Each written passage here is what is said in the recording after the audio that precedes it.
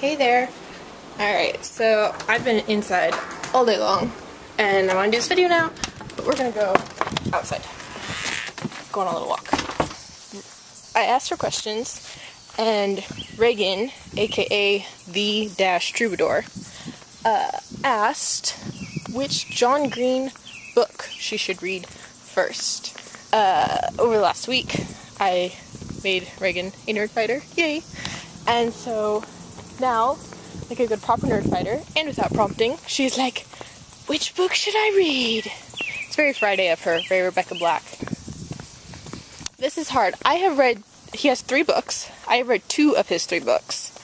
I read An Abundance of Catherine's first, which is his second book, and it's kind of like his redheaded stepchild of all his books. It's about this boy who has dated, I think, 19 different Catherines, and after the last one dumps him, he kind of goes a little crazy and tries to come up. He's a prodigy. He's like a math prodigy and stuff.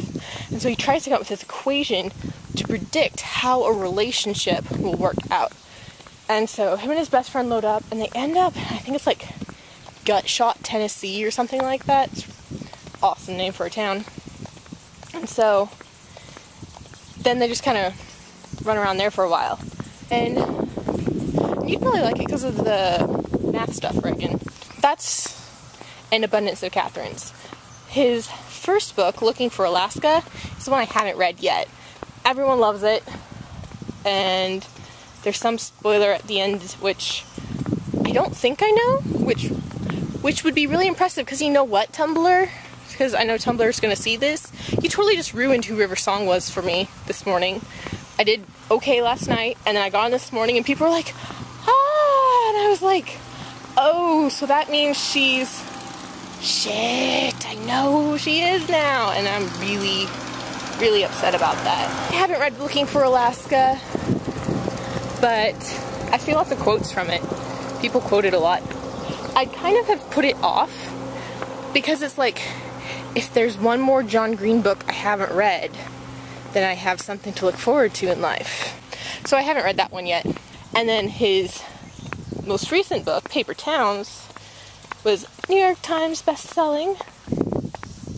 It's really great. It's my favorite of his, because it's really great about examining how we imagine other people and things like that.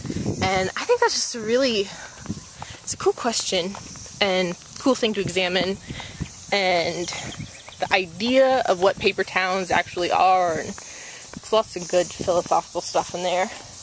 Plus there's like this great white wall of cow. There's all these Moby Dick references throughout the book, right? And there's like this great white wall of cow in one part. And now all the time, because I live in Missouri, obviously, and so there's cows here. And so I always, if I see a white cow, I'm always like, get out in the middle of the road so I can have a great white wall of cow. I mean, obviously I wouldn't want to. I'm not going to spoil this. I'm going to shut up now. I would say read Paper Towns first. And if you don't like Paper Towns, you won't like his stuff. If you like Paper Towns, you'll love everything John Green. Just everything. Also, let's get into his non-novel work. He has a free novel online, which has actually been read more times than all of his other books or whatever. I feel a little bad about that, but it's actually kind of like really good. It's just a little novella thing. And it's about, I almost said zombie unicorns. It's not about zombie unicorns, but it is about zombies. I would definitely recommend reading that, but I wouldn't say read it first, even though it is up on the internet for free. And then, he has written a few little things in other books. He's done 2 collaborative works, and then he's like contributed a short story here and there. Tales from the Nerd Herd is a great anthology, and it just has a bunch of all these stories from a bunch of authors who are just really nerdy, and they nerd out about all their different things. I really loved it. I really liked John's piece in it. And then there's Let It Snow, which he did with Maureen Johnson, another really full of wind young adult author. And Exploring Miracle, I think. It's a book in 3 parts, and it's about 3 different groups or people, and then they just kind of all come together at the end. It's a Christmas book, kind of a holidays book, and it's the cutest thing ever. Like, I went into a diabetic coma after that from all the sugary sweetness. The other one, which is one of my all-time favorite books from just 2 of the greatest authors of our time, is Will Grayson, which John co-wrote with David Levithan.